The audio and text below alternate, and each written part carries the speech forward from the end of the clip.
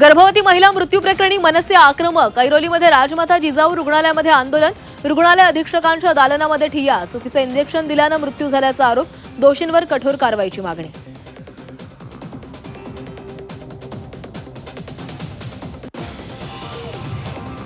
तुळजाभवानी संस्थानच्या इनाम जमिनीमध्ये गैरव्यवहार। 4121 एकर जमीन परस्पर विकल्याचा आरोप। मंदिर महासंघाची राज्य सरकारकडे तक्रार। महसूल विभागाकडून चौकशीचे आदेश। शाहूवाडी तालुक्यामध्ये 29,000 कुणबी नोंदी। तातडीने दाखले देण्याची मागणी। तहसील कार्यालयाबाहेर मराठा समाजाची निदर्शनं। दाखले मिळत नसल्याचा मराठा समाजाचा आरोप।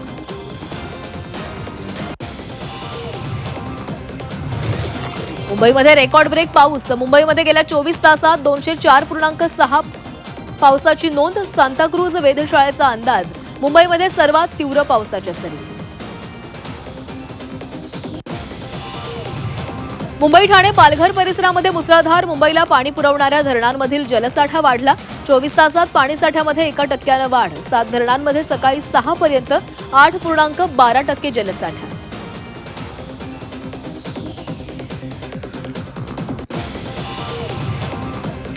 ठाणे जिल्ह्याला पावसाचा ऑरेंज अलर्ट। पावसामुळे केडीएमसीची यंत्रणा हाय अलर्टवर।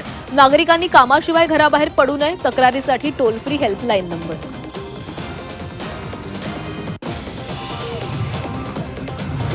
मुंबईतील चर्चगेट परिसरामध्ये झाड कोसळलं। चर्चगेटच्या सागर इमारतीजवळ झाड कोसळलं। झाड कोसळून वाहनाचं नुकसान।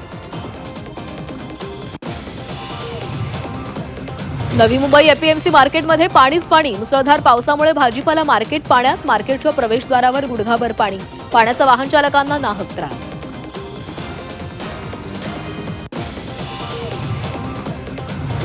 नवी मुंबईच्या पनवेलमध्ये जोरदार पाऊस। खारघरचा पांडवकडा धबधबा प्रवाहित। पांडवकडा धबधब्याचं विहंगम दृश्य। खबरदारी म्हणून पर्यटकांना धबधब्यावर बंदी।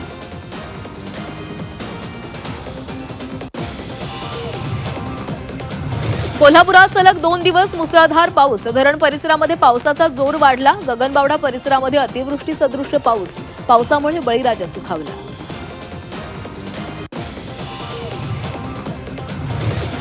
रत्नागिरीमध्ये मुसळधार पाऊस। पावसामुळे नदी नाले तुडुंब। 3 दिवस रत्नागिरीमध्ये पावसाचा ऑरेंज अलर्ट।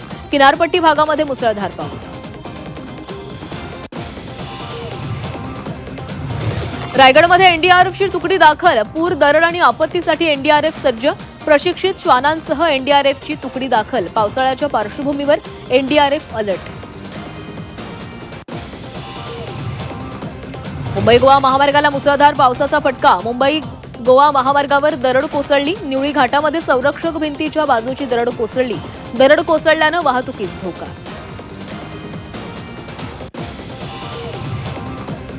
यवतमाळच्या दारव्हा शहरामध्ये पावसाचा कहर। रात्रभर विजांच्या कडकडाटासह जोरदार पाऊस। दारव्यामध्ये दुकानांमध्ये शिरलं पावसाचं पाणी। पावसामुळे अनेक व्यावसायिकांचं नुकसान।